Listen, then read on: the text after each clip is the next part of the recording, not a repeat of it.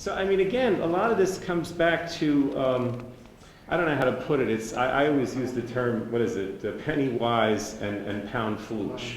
And I think that's what's going on here. So some might say, okay, this is what, an additional 7.5 million in your bill? But believe me, that will save you so much in the long run. And applying for this waiver will save you so much. And so let's not be penny wise and pound foolish. And I think that's what you and Assemblywoman Stender and the rest of the Senate and Assembly people that voted for this initiative are all about. And I commend you for it. And I just want you to know that certainly myself, and I know a lot of others, my colleagues at the federal level, feel the same way that I do. Thank you.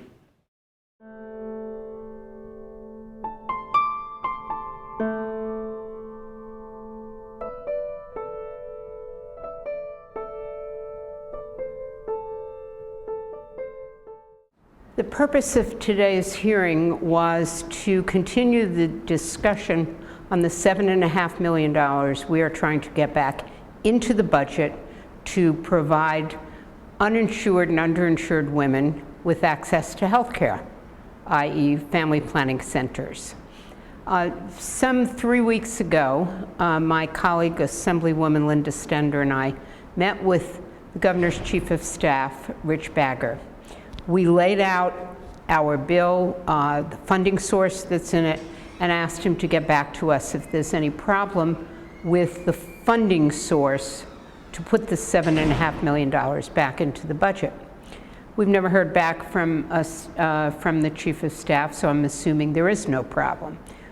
Then we had a very amiable, amicable meeting with the governor and presented to him all the facts and figures of why this important program needs to continue being funded in the state of New Jersey.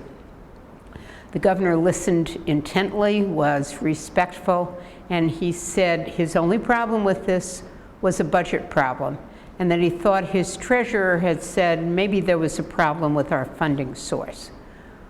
So today we reached out to the treasurer to ask him to join us at the Senate Health Committee meeting to tell us whether there was a problem. Well, although the meeting went on for certainly 3 hours, we never heard from the treasurer. He did not come himself, and he didn't send a representative to question what our funding source is.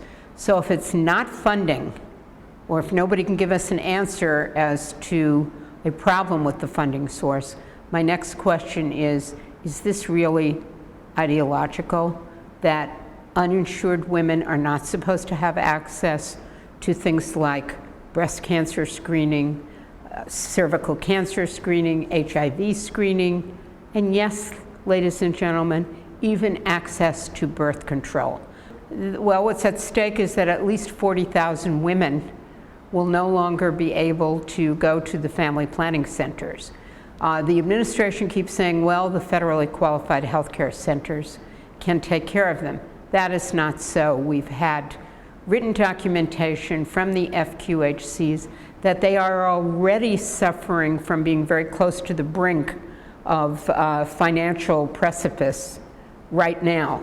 That if they are taking in large groups of the uninsured because they've been kicked off family care, or HIV patients who've been thrown out of the HIV program, that certainly an influx like this they are not going to be able to handle, and if they do, lines are literally going to be around the block. So this is an important fight. It's a fight that has been bipartisan. We received much support from the other side of the aisle in the state Senate. In fact, got a veto-proof majority in the Senate. And not only did Republican senators join us, the 2 Republican women senators joined in supporting us in the debate, Senator Jen Beck and Senator Diane Allen, and we appreciate that kind of bipartisan support. So this hearing was to again lay out the issues, say to the governor, sign the bill, which I hope is what he's going to do, or veto it and send it back to us so that we can work on a veto override.